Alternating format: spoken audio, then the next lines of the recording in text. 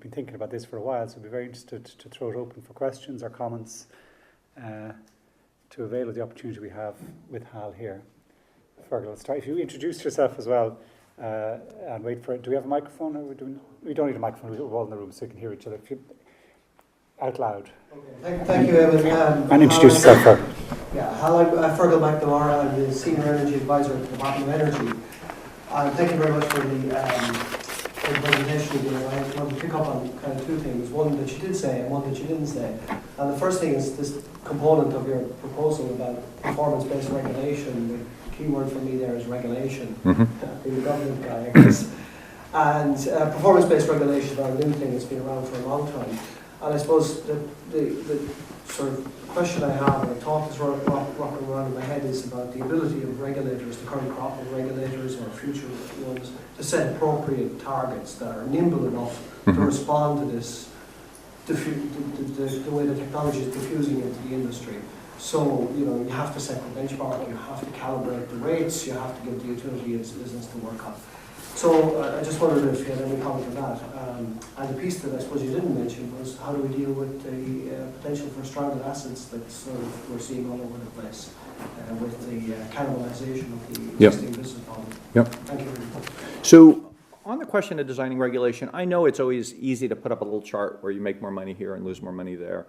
And it's easy to define things as I did with only 3 goals. And it's much harder to pin those down into quantitative metrics against which millions of dollars are going to flow.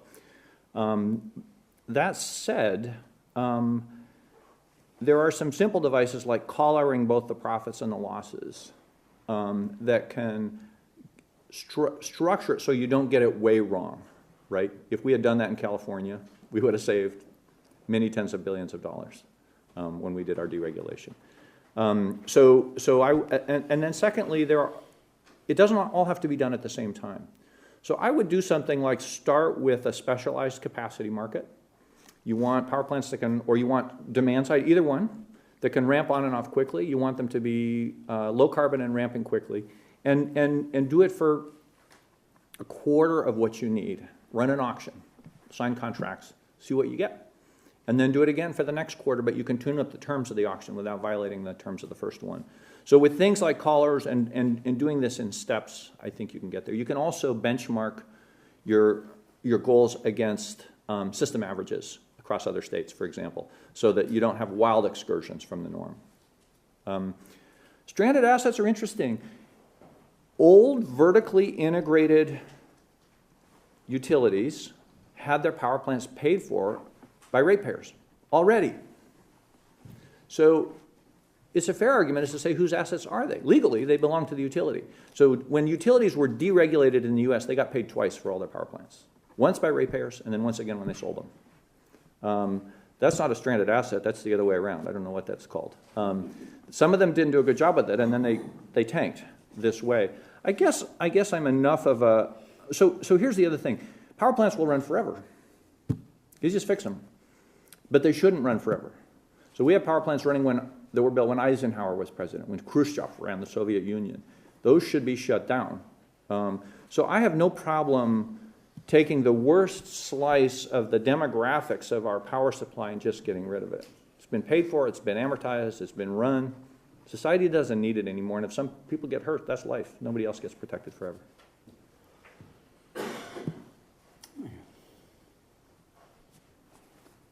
Question over for the question later to the back.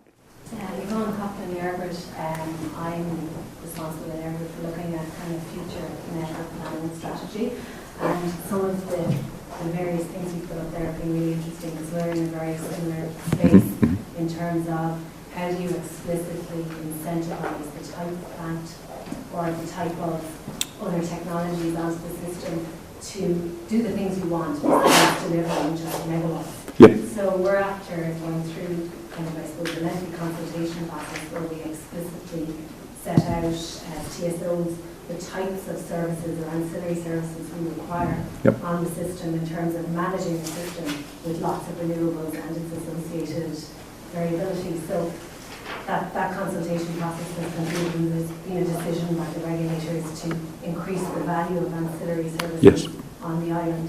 So I'm just interested in other states in the US how have they gone about explicitly rewarding services other than megawatts? Just to understand a bit better where they've gotten to in the US. Yep. So we have 50 different regulatory models in the U.S., so everything's been tried at least once. The state of California and 11 other states have now done what's called decoupling, where utility profits are no longer governed by utility sales. And they've, in addition to that, created incentives for energy efficiency investments. So you can make good money, hundreds of millions of dollars with energy efficiency investments. So now the utilities in America invest about $6 billion a year in energy efficiency for their customers. And if they invest well, the customer match is about 2 to 1. Because you give a rebate for an efficient refrigerator, the customer's a participant in buying that refrigerator. So this becomes actually a real force. The average saved energy cost is around 2 cents a kilowatt hour. And very cheap, very cost effective. In order to, the mechanism that they used is clumsy, but it works. Basically, they have the utilities do an engineering estimate of the savings, or they have an independent auditor do an engineering estimate of the savings. They know that much is taken out of the utility's top line, not bottom line, top line. They add back in the fraction of the bottom line that the utility would have gotten from those sales plus a profit margin, which turns out to be a small amount of money because utilities are earning maybe 11 or 12% on their dollar, right? So if you save $100 for a customer, then the regulator can give you $11, and you're made whole for your shareholders, right? And for the customers, the rates might have to go up to pay that $11 because sales volume went down. But customers don't pay rates. They pay bills. So as long as the volume of electricity is going down faster than the rates are going up, the customer's saving money and the customer's happy. Now, in order for that to happen, you have to do two things. You have to have very cost-effective programs, and you have to make sure that all customer classes get hit. Otherwise, some people will get rate hikes and volume steady. But if you do those two things together, and a good energy efficiency program can do those two things together, everybody wins. So 12 states have done that for electricity, and 30 states have done that for natural gas. I would say, I mean, looking at the Irish system, I was incredibly impressed and pleased with the steps that have been taken here. I think having the demand side in the game is really, really important. And I think that's one of the most important things. It's hugely expanding. Like, I think there's, it's gone up in the last maybe 12 months, 24 months, from up to maybe around 150 megawatts. Yep. Which, as a percentage, of our system, our system demand is actually quite a lot. Yep. And it's dispatching. So I met with the CEO of a natural gas company, distribution company called Northwest Natural. He came in and sat down, and the very first thing he said to me is there any reason why the gas company can't be the chief engine for decarbonizing the Oregon economy? This was up in Oregon. I thought that was a pretty great question, right? And it requires a new compact between him and his regulators. But think of what they have. They have 100% market penetration, so do utilities. They have 100% customer information. They have 100% billing efficacy. They're already regulated. They have blue-collar workers in every town. They can get money really cheap. You could never invent such a perfect system, but we're only using it for half the job. Yvonne, could you just give a couple of examples what makes up that 150 megawatts? Where is it coming from? Let me see now, because I'm not directly in that space anymore. So you have large industries around Ireland. You'd have some manufacturing, your likes of, like there's maybe 3 aggregators that make up that 150 megawatts. And those aggregators have contracts with individual demand sites to provide that service. And really the revenue is coming from a capacity market. So, there's probably scope to increase to a certain amount, but the next thing then is looking at your supermarkets all down to that level. So it's industrial and commercial. Okay. So here's a thought experiment. Ireland's going from 20% wind to 40% in the next 5 years, right? Yeah. And so wind curtailment is going to be a bigger issue, and system balancing is going to be a bigger issue. So this is worth a couple days analysis, I think, but let me just throw it out there. Calculate how fast and how many hot water heaters in Ireland you could switch from oil or natural gas to electric. And calculate how you can dispatch them to match variable supply, because water heaters are fantastic for that. They don't care when they're turned on or off. And figure out how much the customer will contribute, because customers will pay some for this, and compare that to the supply side option of having a gas turbine that only runs a couple $100 a year, right? Fuel, capital costs, and so on. I bet you it's going to be far cheaper. But then you have to say, okay, let's say it is far cheaper, and it's a good thing to have, I promise you. And when you go from 40% to 60%, you really, it's no longer a luxury, it's a necessity. If it's a good thing to have, ask yourself, how do you set up the tender offer for that? How do you set up a bid? And let some third party do the work. But the utility could do it. You know, there are different ways to structure it. But I think you'll find enormous positive surprises with that kind of approach. So I suppose we're kind of hoping, or the hope would be that the financial incentives now are there in terms of there's an incentive, you know, in terms of providing ramping capability. That's a service you can offer to the TSO. You know, you can offer that, and now there'll be a financial remuneration for it, and that service can be provided by, you know, like you described, potentially, you know, your demand response, or by other parties. But we've set out, we'll say, the outline in terms of there's financial incentives there. There's something else, where there's a demonstration project we're doing around electric heaters, and looking at that kind of space around, you know, your demand curve and so on, and how you can align, you know, your demand response. So there's a lot of interesting kind of things on the go. Yeah. Okay. Another question. Owen. Owen Wilson, the Electricity Association of Ireland. Your talk highlighted the increasing role electricity will play even within the context of a declining energy demand in the developed world. We are currently in the process of reframing our energy policy here at the moment. So in that context, what would you think the priorities for our future energy policy should be? Well, I notice Ireland uses a lot of fuel oil still. So that's pretty nasty stuff, right? From a carbon perspective, and from a cost perspective, and from a local air pollution perspective. And I think the best strategy is a double strategy, which is a really strong system to pay for rebuilding houses, for making them energy efficient. You know, payback should be less than 7 years in most cases, but that upfront capital cost is not something most homeowners have, right? So you need to finance it. You need economies of scale in marketing. If you have to pay a lot to market this door to door, it don't work. You have to go city by city almost. It's a fantastic way to revitalize local economies, because you can't outsource any of that. And then couple that with increased electrification along with the strong renewable energy goals, and do not go off the renewable energy goals. So if you know, that takes people off of oil, which is expensive and nasty, puts them into a cleaner. It will reduce their bill significantly, because electricity from renewable energy is going to be cheaper than oil, and they're going to be in a more efficient shell. Obviously, you need to set up financing and marketing structures to make that easy, or it'll crush it. I guess the other thing I would say is there's only a few economies in the world, developed economies, that are moving really aggressively to renewable energy. Germany, Denmark, Sweden, Norway, Ireland, UK to some extent, California. We have to succeed, because there's absolutely no way you're going to convince China or India that you can go to 60% renewables or 40% renewables if you can't do it in California, or if you can't do it in Germany, or if you can't do it here. And I think, and this is not flattery, I think the Irish system has got better goals and is far ahead than compared to most systems. And I would say evangelize. Bring groups of regulators and officials from China and from some of the godforsaken states in America over here. It's a straightforward system. It's got beautiful information. I mean, maybe I've got an outsider's rosy-eyed view of it, but I've seen a lot of messes in this field.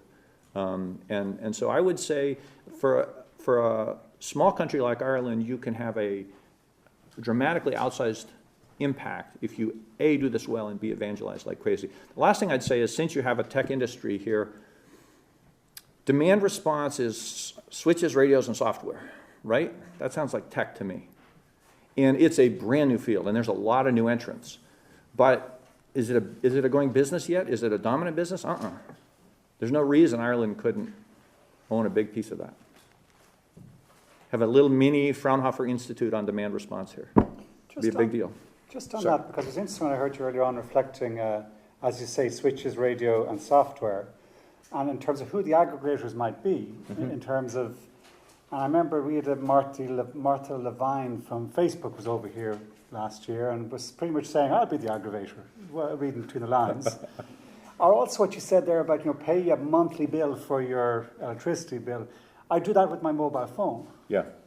So in terms of who are well placed, yes, utilities are very well placed in terms of having people in every region, and yes, they have a billing system, but maybe they don't know much about me as Facebook know about me. They know everything about me. Yeah. And the mobile phone company, they know how to get the money. They know how to do services on a monthly bill. And they have a little interface too. And they're very close to me. So what makes you think it'll be utilities versus? It's a good question. Telcos or software will? Or social networks will do the aggregation. No, I think that's an excellent point. Google bought Nest, and they didn't buy it because they wanted Q thermostats. And Apple's created something called iHome, which is a generic software package. And Nest is being moved to a new protocol that's going to be open, like the Android for houses. It's called Google Thread. Not out yet, but it will be soon. So I think you're exactly right. With one important asterisk, to do this at scale requires the ability to bid into the utility system, right? There's cash flow there. Utilities need this. There have to be long-term structured contracts in order to kickstart this industry. Otherwise, the marketing costs will crush it. Do you think there's room for coalitions, collaboration between utility and? Yeah, the utilities are going to buy all this stuff, the software and the expertise. I think they don't have it in house. Okay, let's throw it back into the. Lewis, to go back to that point about the efficiency of the regulation, that was a pretty devastating figure you threw out there. The utility in California is spending $1 billion, but it's costing you $400 million to police it. Yes, that's devastating. So, I was instructed on this topic by Paul Joskow, who was the dean of School of Economics at MIT, and he's a very conservative, libertarian kind of guy, and he specializes in power system. And he says everybody talks about fixing market failure. That's what regulations are supposed to do. But they never talk about regulatory failure. And bad design in pursuit of good intent is still bad, right? And you really, competition is amazing. I don't think competition solves all problems, but I think if your social goals are clear and then you let competition achieve them, you get all kinds of fantastic benefits. And I'd rather be a little wrong on the target and let a lot of innovation happen than to be precisely right in a stifled system. Okay. Have we a closing question? Don. Just to follow on a little bit on what Owen said, you mentioned that I think in most states of the United States, all states, I think that the regulation is the Public Utilities Commission. How do they work? Because here our regulators are sectoral specific with all that potential for regulatory capture. So does that happen in states of the United States in the same way? And what are the things that make it happen or not happen? So some PUCs in America are wholly owned subsidiaries of their utilities, to be truthful. The Southern Company is sort of famous for telling regulators what to do. And when they get nicked, they get really upset. No, it's a problem. We have 50 state regulators, and their average tenure is 3 years. 50 state regulatory bodies, an average of 5 commissioners per, so it's 250 individuals turning over every 3 years. How do you, and they regulate tow trucks and telephones and taxis and lighting. I mean, that's a huge street use. So, and most of them have very small staff. California has 1,100 staff on its Public Utilities Commission, but most of them have 100. So the truth is, it's an inefficient learning system and it's an inefficient operating system. Here again, I like performance-based regulation because I think the opportunities of regulatory capture are fewer. Of course, when you set those targets, you can give away a lot of money. And when you set the measurement, you can create incentives for gaming. But believe me, we're giving away money and we're gaming right now. It's not like you're going from no sin to sin. You're trading for hopefully lesser sins. There are a few commissions. We tend to try to work with the most progressive commissions with the idea that if somebody gets out ahead and succeeds, that's the best way to teach the neighbor. I would say New York has a spectacular commission right now. They're really intent on doing a good job. Same with Minnesota, same with Hawaii, same with California. And those states and a few others are going to make real progress in the next 2 years. Could I ask another question just on that? The states that you mentioned that are good, Yep. how are the commissioners appointed? And the reason I asked that is that I was discussing this with somebody else and he said that the states where the governor appoints the commissioners have better public utility commissioners than The elected. states where they're elected or they come through some other mechanism. So is that important? This guy said it was. I don't know. I'm asking. Yeah. Governors make two kinds of appointments. One is, this is my niece's husband, and did they give me a lot of money for my campaign? And the other is, does this person know what they're doing? And we have both.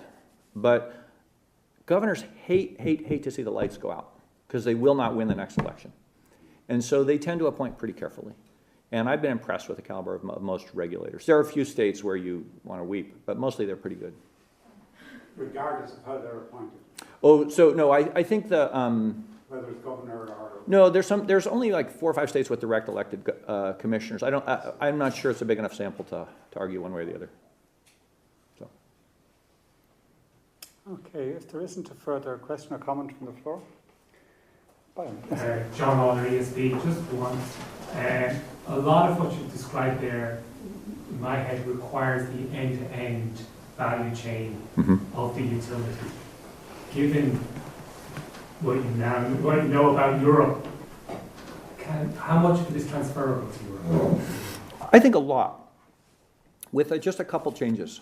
I would say Europe's energy market should be open to demand as well as supply. And I would say Europe needs to build very careful, stepwise ancillary services and capacity markets. And we call them flexibility markets, flexibility services, right? It's not capacity per se. You don't want to reward something that takes a long time to turn on and turn off, even if it's capacity. That's dumb. And you also don't need to reward stuff that's been built and paid for and running for years. That's also not smart, right? So define exactly what you need, open it up for both the demand side and the supply side and see what happens. But give them multi-year contracts, right? It's back to that last point was investment grade policy. And you cannot build $1 billion combined cycle fast ramping gas turbine for an hour ahead market. Just a follow-on question on that, because I get that and agree with that. It's largely what we're doing here. But there's a bit in the middle about the networks. Yes. That's missed in that. Okay, and that's the bit that's you can capture in America. I haven't heard how that's captured, how that gets captured here. And maybe it can be, but I haven't figured it out. So there's a couple ideas, but it is tough. It's obviously a physical monopoly, right? There are certain performance characteristics that you can isolate. Downtime caused by network failure, for example. And you can incentivize against those performance characteristics, and then you can use, say, a cost cap or something like that for the rest. And then let them go, see what happens. But what you want to do is make sure when you devise your performance-based regulation that they're going to be hungry for opportunity. I'm involved with a little company called Gridco in the U.S., and it makes a device that hangs on next to a distribution transformer. And it handles volt bar problems perfectly and drastically cuts energy losses and lets you treble the amount of PV on a system without any problem. It's passive. It just sits there, and it uses telemetry to send data if you want to put a bunch of them together and really understand what's going on in your grid. The utilities would rather spend 5 times that amount of money reconductoring because they're a cost-plus business. That's just silly. So you really, it gets, I haven't thought enough about how to do performance-based regulation for a wires-only company, but I don't think it has to be devilishly complicated. If anyone has an answer to that question, if they could write it down and send it into the Institute, we'll turn it around as a paper with our stamp on it. Hal, it's been a real pleasure hearing you today. I think what you say is true about the potential for Ireland being, and this does not come naturally for us. We don't tend to do immodesty, but there is some stories here of energy transformation that actually should be of interest elsewhere. There's some statistics that are hard to believe when you look at them. Some first up, like our industrial output, going from 1990 to 2013, and these are rough, don't quote me exactly the figures, I think we increased output by 280%. And our carbon emissions went down 10%. That's a phenomenal, that's because we switched to certain industries, digital, biopharma, biomedical services, financial services, but they're the figures. So toward that end, the Premier of China, Premier Li Keqiang, he said we need to switch from a quantity economy to a quality economy. So I think you're going to have a stream of Chinese technocrats. The Chinese come here a fair bit. Yeah, they should. We're actually working a bit here in the Institute with the Chinese Institute of Social Studies. They don't come here by accident. The kilograms per megawatt hour of carbon has gone from about 1,000 grams per kilowatt hour down to about 500, is it at the moment? It's lower. 450? There's no reason we couldn't get it down to 200. Shutting down a few of those old legacy plants you're mentioning there. No, there's no reason. And competitive power. And those social networking and other companies are coming here investing in data centers and so on because they know that. They know that their customers in 5 years' time are going to be asking, how clean is your power? Yes. They know that. So a whole load of different measures you could say, there's no reason we couldn't be really, really, really good at it. Better. Yeah. And the Danes, they talk a good story, but actually, you arrive in Copenhagen, show us all this great technology you have. Where's the offshore wind farm? Oh, I can't see it. It's behind that big building. What's that big building? Oh, that's the coal-fired power station in the centre of the city. And then the next one is the incinerator next to that because you're burning everything. And so while the Danes talk up a good game, we have some stories that we could sell. So. But we have also our challenges, and our biggest challenge is probably it's the winning public confidence on where we go next, because bills hit people hard. They get heavy bills. How we cut the bills, and also public confidence in terms of the nature of the building of the system from here on in. It's both for renewables, for grid, it's actually a public confidence issues more than anything else. So whatever about bringing the Chinese in to explain to them how good we are, maybe we need to bring out some Irish people in and explain. Having someone like yourself here is very useful. You remind me, I don't know, you're not going to know this analogy, but other people here will know. You look like Rob Carney. Is that a good thing or a bad thing? That's a good thing. Okay. Any of the women in the audience will tell you that's a very good thing. He's the Irish fullback on the rugby team. Okay. He's very fast. Bulk up a little, I guess. He runs from deep, and he kind of goes all over the place. And I think not only on the look side, but actually in some of your fast thinking and kind of broad grasp of what's going on. You're like that sort of backfield running back or fullback in rugby case. And I think it's been a real privilege having you here to show that style. Thank you. Well, thank you very much. It was my honor.